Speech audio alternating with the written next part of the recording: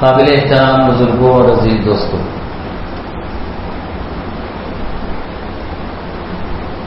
اللہ رب العزت کی ایک اہم صفت ہے کہ اللہ عادل ہے، انصاف پرور ہے، عدل انصاف کا حکم دیتا ہے، اور اللہ ظلم و جور نہ کرتا ہے، نہ کرنے کو پسند کرتا ہے۔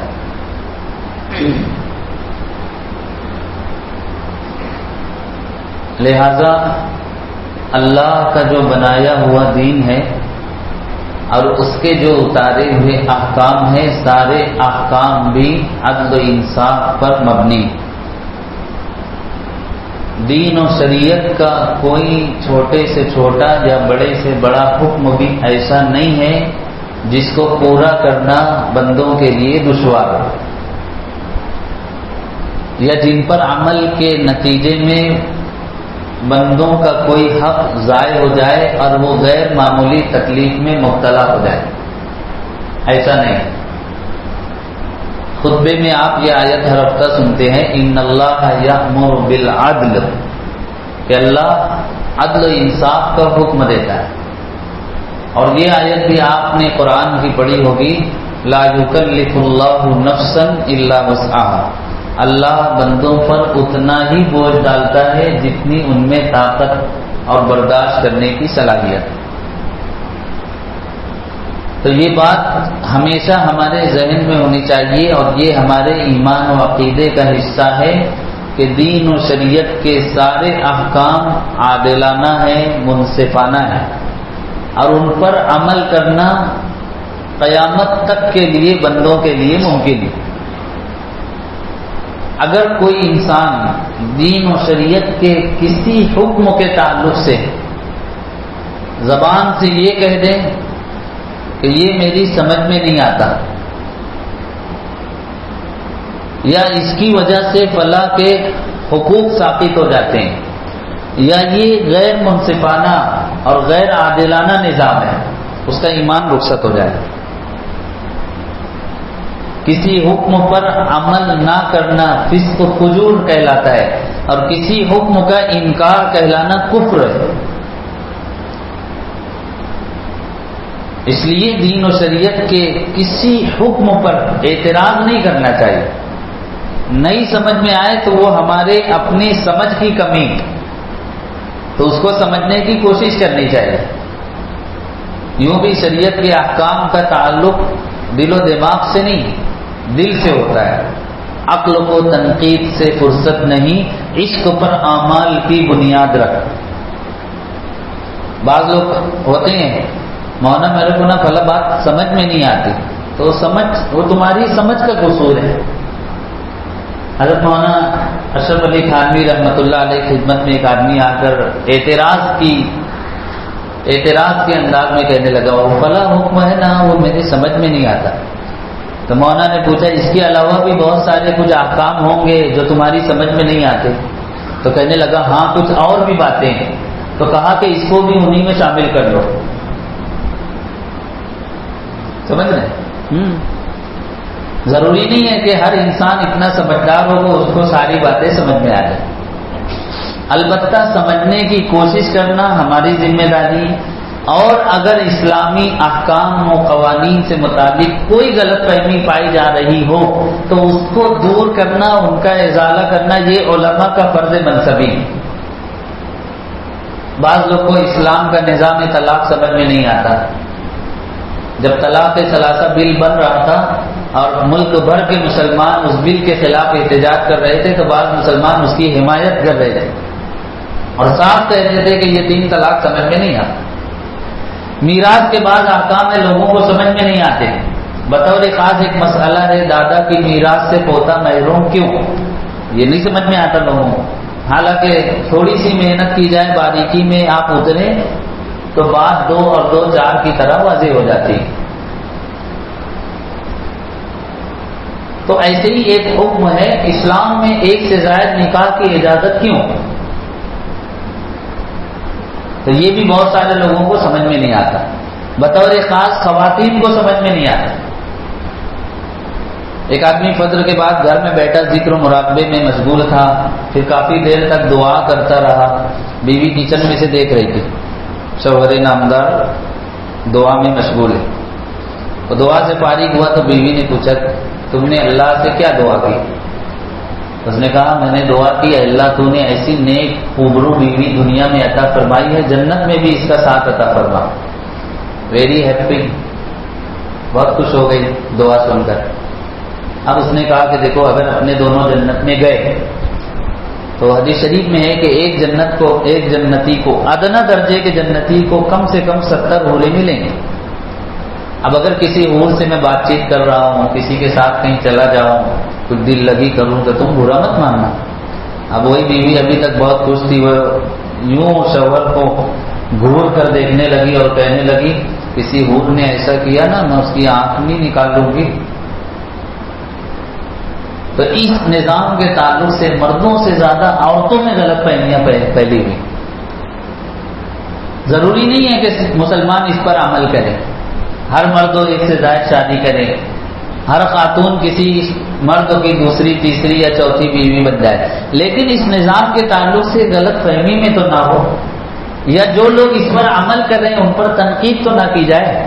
قرآن نے کہا کہ جو لوگ اپنی بیویوں سے اپنی باندیوں سے اپنی ضرورت پوری کرتے ہیں فَإِنَّهُمْ غَيْرُ مَلُومِينَ، ان کو ملامت نہیں کی جا سکتی۔ اللہ کہہ رہا ہے کہ ان کے اوپر کوئی اعتراض نہیں۔ اب اگر کوئی ایک سے زائد نکاح کرنے والوں کو عیب کی نظر سے دیکھ رہا ہے، جیسے ہمارے معاشرے میں زناکار کو ایسی نگاہ سے نہیں دیکھتے جیسے دوسری تیسری شادی کرنے والے کو دیکھتے ہیں، زناکار کے تعلق سے ایسے تبصرے نہیں کرتے جیسے اس کے تعلق سے کرتے ہیں۔ تو جو لوگ ایسا تبصرہ کرتے ہیں یا ان کو برا سمجھتے ہیں ان کو سمجھنا چاہیے کہ ایمان خطرے میں آ جائے گا۔ آج شہر بھر کی 55 سے زائد مساجد میں اسی موضوع پر ہمارے احباب بیان کر رہے ہیں۔ اس کا مقصد یہی ہے کہ لوگوں کے درمیان اس معاملے کو لے کر جو غلط فہمیاں پائی جاتی، بلکہ مخالفین اسلام اس نظام کو لے کر غلط فہمیاں پھیلاتے ہیں، پیدا کرتے ہیں، اور بہت سارے مسلمان کم علمی اور کم سمجھی کی وجہ سے اس کا شکار ہو جاتے ہیں۔ وہ غلط فہمیاں دور ہو جائیں، آج کے خطاب جمعہ کا یہ مقصد ہے۔ یہ مقصد نہیں ہے کہ جمعہ کے بعد سے آپ حضرات رشتہ نکاح کی تلاش میں نکل پڑے اور 2-4 حضرات اس کوشش میں کامیاب ہو جائیں اور پھر کچھ مسئلہ پیدا ہو تو مفتی عامر کو پکڑا جائے یا مولانا عبید کو بلایا جائے، بولے وہی بلائے تھے۔ تو ہم نے پہلے ہی آپ کو مقصد بتا دیا ہے، بعد میں ادھر آنے کا نہیں۔ اب مختصر سے وقت میں اس نظام کے تعلق سے جو چند غلط فہمیاں پائی جاتی ہیں میں آپ کو وہ بتا رہا ہوں، اور جو ان کی حقیقت ہے وہ بتا رہا ہوں۔ سب سے پہلی بات یہ کہی جاتی ہے کہ ایک سے زائد نکاح اسلام نے شروع کیا، حالانکہ یہ بات غلط ہے۔ اسلام کے آنے سے پہلے سے ایک سے زائد نکاح کا نظام دیگر مذاہب میں جاری تھا۔ 3 مذاہب دنیا کے بڑے مذاہب اور پرانے مذاہب شمار ہوتے ہیں، یہودی مذہب، عیسائی مذہب، ہندو مذہب۔ یہودی مذاہب کے ماننے والے حضرت موسیٰ علیہ السلام کو اپنا پیشوا مانتے ہیں۔ حضرت موسیٰ علیہ السلام کی 2 بیویاں تھیں، حضرت یعقوب علیہ السلام کی کئی بیویاں تھیں، حضرت سلیمان علیہ السلام کی 300 باندیاں تھیں، 700 بیویاں تھیں۔ یہ ان کی مذہبی کتابوں میں لکھا ہوا ہے۔ عیسائی مذہب کے ماننے والے حضرت ابراہیم علیہ السلام کو اپنا پیشوا تسلیم کرتے ہیں۔ ہم سب جانتے ہیں حضرت ابراہیم علیہ السلام کی 2 بیویاں تھیں، حضرت سارہ اور حضرت ہاجرہ۔ مطلب آپ لوگ بھی تھوڑی تیاری کر کے آئے، ماشاءاللہ۔ ہندو مذہب کے ماننے والے کرشن کو اپنا بھگوان تسلیم کرتے ہیں، ان کی مذہبی کتابوں میں لکھا ہے ان کی کئی بیویاں تھیں۔ یہاں تک کہ ہندو مذہبی پیشواؤں کے تعلق سے انہی کی کتابوں میں لکھا ہوا ہے بعض کے نکاح میں کئی سو اور ہزاروں تک بیویاں تھیں. تو صرف یہ کہنا کہ اسلام نے اس کو شروع کیا یا یہ چیز اسلام میں یہ غلط ہے. چینی، یونانی اور مصری اقوام کا شمار دنیا کی قدیم اقوام میں ہوتا ہے. تینوں اقوام میں اور تینوں تہذیبوں میں ایک سے زائد نکاح کا تصور پایا جاتا ہے. پھر بعض لوگ یہ کہتے ہیں کہ صرف مسلمان ایک سے زائد شادی کرتے ہیں، بلکہ ہمارا ملک کا میڈیا اور عالمی سطح پر اسلام کی مخالفت کرنے والا میڈیا تو جب اس موضوع پر بات کرتا ہے تو یہ بھرم پھیلاتا ہے کہ ہر مسلمان 4 شادی کر رہا ہے، جبکہ انہی سے کہہ دیا جائے کہ یہ میری 10 انگلیاں ہیں. ہندوستان کے 20 کروڑ مسلمانوں میں سے ایسے 10 مسلمانوں کا نام پتہ بتاؤ جن کے نکاح میں 4000 بیویاں ہیں، وہ نہیں بتا سکتے. سروے کیا گیا تو معلوم ہوا کہ دیگر مذاہب کے ماننے والوں کے مقابلے میں مسلمانوں میں ایک سے زائد نکاح کا تناسب سب سے کم ہے، 1% سے بھی کم ہے. یعنی 1000 میں 10 مسلمان بھی ایک سے زائد نکاح نہیں کرتے، 9 مسلمان کرتے. تو یہ کہنا کہ ہر مسلمان کر رہا ہے درست تو نہیں. پھر یہ کہا جاتا ہے کہ اسلام نے ایک سے زائد نکاح کا حکم دیا. کیوں حکم دیا؟ تو یہ بھی غلط ہے، سوال ہی غلط ہے. اسلام نے حکم نہیں دیا، اسلام نے اجازت دی. حکم اور اجازت میں زمین آسمان کا فرق ہوتا ہے. حکم وہ ہوتا ہے جس کو ہر حال میں پورا کرنا ہوتا ہے. اجازت وہ ہوتی ہے کہ آپ اس اجازت سے فائدہ اٹھا سکتے ہیں، نہ بھی اٹھائیں تو کوئی بات نہیں. بات سمجھ میں آ رہی؟ تھوڑی تھوڑی کہ پوری پوری؟ واقعی میں ڈر خوف کا یہ عالم ہے کہ سبحان اللہ ماشاء اللہ اور ہاں نہیں کی بھی آوازیں بہت آہستہ آ رہی. یہاں کوئی خطرے کی بات نہیں ہے. ہمارے قریب میں جو بستیاں بھی ہیں وہ بھی بہت دور ہیں، لیکن ماحول کچھ ایسا بن چکا ہے، معاشرے میں اس نظام کے تعلق سے سوچ ایسی بن چکی ہے، ایک انسان غلط جگہ چلا جائے وہ اتنا نہیں ڈرتا جتنا صحیح طرف قدم اٹھانے میں ڈرتا ہے. حالانکہ اسلام کا یہ نظام سراسر رحمت ہے، بلکہ علماء نے لکھا ہے مردوں سے زیادہ عورتوں کے حق میں رحمت ہے. ایک سوال یہ کیا جاتا ہے کہ اسلام نے اس سے منع کیوں نہیں کیا، اس پر پابندی کیوں نہیں لگائی؟ کیونکہ بہت سارے مغربی اور یورپی ممالک میں اس پر پابندی ہے، اسلامی ممالک میں نہیں. تو کیوں پابندی نہیں؟ کیوں اسلام نے اجازت دی؟ سب سے پہلی بات تو یہ کہ دیگر مذاہب میں یہ چیز ان لمٹ تھی، یعنی جتنا چاہے نکاح کر لیتے تھے اور سنبھال نہیں پاتے تھے. اسلام نے ان لمٹ کو لمیٹیڈ کیا، لامحدود کو محدود کیا. حضرت غیلان ابن سلمہ ثقفی رضی اللہ عنہ نے نکاح اسلام قبول کیا، ان کے نکاح میں 10 بیویاں. نوفل ابن معاویہ رضی اللہ عنہ نے نکاح کیا، ان کے نکاح میں 8 بیویاں. حارث ابن قیس رضی اللہ عنہ نے اسلام قبول کیا، ان کے نکاح میں 5 بیویاں. تینوں نے نکاح اسلام قبول کیا، ایک کے نکاح میں 10، دوسرے کے نکاح میں 8، تیسرے کے نکاح میں 5 بیویاں تھیں. زمانہ جاہلیت میں انہوں نے نکاح کیا تھا. جب مسلمان ہوئے تو اللہ کے رسول نے صاف کہا 4 کو منتخب کر لو، بقیہ کو آزاد کر دو. مطلب 4 بیویوں کے ہوتے ہوئے کوئی 5واں نکاح کرے گا، نکاح منعقد ہی نہیں ہوگا. تو اسلام نے تو ایک پھیلی ہوئی چیز کو سمیٹا کہ ایک انسان بہت سارے نکاح کر رہا ہے، بعض کو بالکل چھوڑ رکھا ہے، بعض کے اوپر بالکل فدا ہے. تو بعض عورتوں کے حقوق ضائع ہو رہے ہیں، ان کی زندگیاں خراب ہو رہی ہیں. تو اسلام نے عورتوں کے حقوق کی حفاظت کی خاطر اس کو محدود کیا کہ ایک انسان میں اس سے زیادہ استطاعت نہیں ہے سنبھالنے کی. پھر ایک سوال یہ ہے کہ اسلام نے اس کی اجازت دی تو اس کی وجہ کیا ہے؟ کیا اس کی حکمتیں اور مصلحتیں؟ آخر اس کی کوئی تو وجہ ہوگی. تو اس کی حکمتیں اور مصلحتیں ایسی ہیں کہ آپ اگر سن لیں تو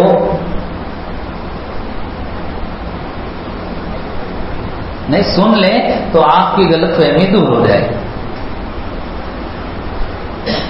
آپ کو حیرت ہوگی، یہ ایسا موضوع ہے جس پر بہت سارے علماء گفتگو کرنے کی ہمت نہیں کرتے، قلمکار حضرات اس پر لکھنے کی جرأت نہیں کرتے، اور صاف کہتے ہیں کہ ہم لکھیں گے تو عورتیں ہم پر تنقید کریں گی، مرد ہم پر اعتراض کریں گے.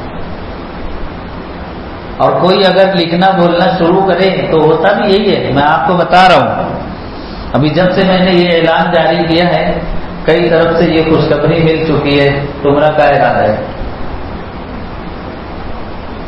بعض لوگوں نے اپنی بات دوسرے کے حوالے سے نقل کی، بولے وہ بولا تھا نا ماحول بنا رہے ہیں. بدگمانی کیوں اسلام نے اجازت دی؟ اس کی وجہ میرا جملہ یاد رکھیے، یہ نظام مردوں سے زیادہ عورتوں کے حق میں مفید ہے، رحمت ہے. کیسے؟ ایک انسان نے نکاح کیا، اس کی بیوی بانجھ ہے، لا ولد ہے، بچے نہیں ہو رہے اور اولاد کی خواہش ہے. دنیا کا قانون کہتا ہے کہ تم ایک سے زائد شادی نہیں کر سکتے، ایک ہی کر سکتے ہیں. اب اگر اولاد چاہیے اس کو چھوڑ دو، دوسرا نکاح کرو، اولاد کی خواہش پوری کر لو، لیکن دو کو ایک ساتھ مت رکھو. اسلام کہتا ہے بیوی اولاد نہ ہونے میں بیوی کا کوئی قصور نہیں. اب میں صاف کہہ دوں، بعض 30 مارکہ ہوتے ہیں اور بعض عورتیں بھی ہوتی ہیں، بیٹے کی شادی بھی 6 مہینے میں پریشان ہونا شروع ہو جاتی ہیں اور سال بھر کے بعد پنچایت ہونا شروع ہو جاتی ہے، لڑکے نہیں ہو رہے، بچے نہیں ہو رہے، اور بعض نوجوان جوش میں آ کر بیوی کو طلاق دے دیں. کیوں چھوڑے؟ بولے لڑکن نہیں ہوتے رہے. اب یہ نوجوان دوسرا نکاح کیا، ادھر بھی بچے نہیں ہو رہے اور اس متعلقہ خاتون نے کہیں اور نکاح کیا، ادھر بچے ہو گئے، تو قصور کس کا تھا؟ اسی کو شاعر نے کہا، کس سلیقے سے متائے ہوش وہ کھوتے رہے، دھول چہرے پر لگی تھی آئینہ دھوتے رہے. سمجھ رہے ہیں؟ اسلام کہتا ہے اولاد نہ ہونے پر بیوی کو طلاق مت دو، ایک اور نکاح کر لو، تمہاری خواہش پوری ہو جائے گی. ایک انسان کی بیوی ایسے مرض میں مبتلا ہوئی، ڈاکٹر نے اس کو شوہر کے قریب ہونے سے روک دیا، اب وہ بستر پر پڑی ہوئی. دنیا کا قانون کہتا ہے اب تم کو اپنی ضرورت پوری کرنی ہے تو تم اس کو طلاق دو، بیمار بیوی کو دوسرا نکاح کر لو. شریعت کہتی ہے بیمار بیوی کی تیمارداری کرو، ایک اور نکاح کر لو، تمہاری ساری ضرورت پوری ہو جائے گی، لیکن اس کو طلاق مت دو. آپ بتائیے یہ نظام مردوں کے حق میں زیادہ مفید ہوا کہ عورت کے حق؟ پھر ایک اور وجہ ہے، قدرتی طور پر بچوں اور بچیوں دونوں کی پیدائش کا تناسب ایک ہوتا ہے، ایک جیسا، کوئی چھیڑ چھاڑ نہ کی جائے تو. لیکن مردوں کی اموات کا تناسب زیادہ ہوتا ہے. آپ کو میری بات پر کچھ حیرت ہو، نماز کے بعد چلے جائیے، یہاں سے 100 قبریں شمار کر لیجئے، ان کی جو تختیاں پڑھ لیجئے، 60% قبریں آپ کو مردوں کی نظر آئے گی، 40% عورتوں کی. ہمیشہ ہر زمانے میں ہر جگہ مردوں کی اموات زیادہ ہوتی ہے. کیوں؟ جنگوں میں مرد مارے جاتے ہیں، فیکٹریوں اور کارخانوں کے حادثات میں مرد مارے جاتے ہیں، روڈ ایکسیڈنٹ میں مرد مارے جاتے ہیں، جرائم میں مرد مارے جاتے ہیں، جیلوں میں زیادہ تر مرد ہوتے ہیں. تمام چیزیں ملا لی جائیں تو مردوں کی اموات کا تناسب زیادہ ہوتا ہے. اب ایک وقت آتا ہے کہ 100 کے مقابلے میں 80 عورتیں ہوتی. اب 80 مرد اور 80 عورتوں سے نکاح کر لیے، 20 عورتیں بچ گئی، وہ کہاں جائیں؟ دنیا کا قانون کہتا ہے کہ وہ ایسے ہی زندگی گزارے. اور تنہا زندگی جو ہوتی ہے، مردوں کی ہی ہو یا عورت کی، تنہا زندگی میں ایمان بھی خطرے میں ہوتا ہے، عزت و آبرو بھی خطرے میں ہوتی ہے. یہ غیر فطری زندگی ہوتی ہے. اس لیے اب اسلام یہ کہتا ہے کہ ان 80 مردوں میں جن کو اللہ نے استطاعت دی ہے وہ ان 20 عورتوں سے نکاح کریں. غزوہ احد میں 70 صحابہ کرام شہید ہوئے تھے. مسلمانوں کے 70 گھرانے اپنے سرپرستوں سے خالی ہو گئے. رسول اللہ صلی اللہ علیہ وسلم نے 2 شہید صحابہ کی بیواؤں سے نکاح کیا. حضرت زینب بنت خزیمہ اور حضرت ام سلمہ رضی اللہ عنہما، دونوں ازواج مطہرات کے پہلے جو شوہر تھے وہ اس غزوے میں شہید ہوئے۔ حضور نے ان سے نکاح کیا، آپ کو دیکھ کر دیگر صحابہ نے دیگر بیواؤں سے نکاح کیا جو گھرانے سرپرست سے محروم ہوئے تھے، جو بچے باپ کے سائے سے محروم ہوئے تھے ان کو سایہ مل گیا۔ 1914 سے 1918 تک پہلی عالمی جنگ ہوئی، 80 لاکھ فوجی مارے گئے۔ 1939 سے 1945 تک دوسری عالمی جنگ ہوئی، 6 کروڑ فوجی مارے گئے۔ 1979 سے 1988 تک عراق اور ایران کی جنگ ہوئی، دونوں ممالک میں قریب 2 لاکھ عورتیں بیوہ ہو گئی۔ اب عالمی جنگ میں سب سے زیادہ نقصان جرمنی کو ہوا اور ایک مرد کے مقابلے 3 عورتیں اکٹھا ہو گئی کہ مرد ایک ہے تو عورتیں 3۔ عالمی کانفرنس منعقد ہوئی کہ اس مسئلے کا حل کیا ہے، اب ان عورتوں کا کون سہارا بنے گا؟ تو کئی دن کے غور و خوض کے بعد وہ اس نتیجے پر پہنچے کہ اس کا حل یہ ہے جو اسلام نے بتایا ہے کہ جن مسلمانوں کو اللہ نے استطاعت دی ہے وہ ایک سے زائد نکاح کر کے ایسی عورتوں کا سہارا بن جائے۔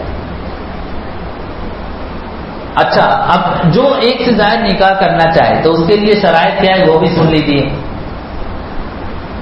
نہیں تو کوئی ہمت کرے اور کوئی بات پیش آ جائے۔ مولانا ابوالکلام آزاد رحمۃ اللہ علیہ نے کہا دریا میں اترنے سے پہلے موجوں کا اندازہ کر لینا چاہیے، دریا میں اترنے کے بعد موجوں کی شکایت فضول۔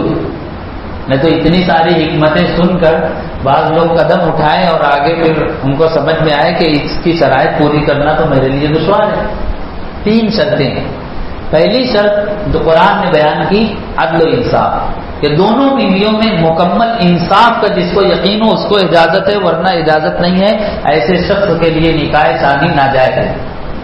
دوسری شرط ہے مالداری، جیب اتنی گرم ہونی چاہیے دونوں بیویوں کے اخراجات ماں ان کے سارے ناز و نخرے سب پورے کر سکے۔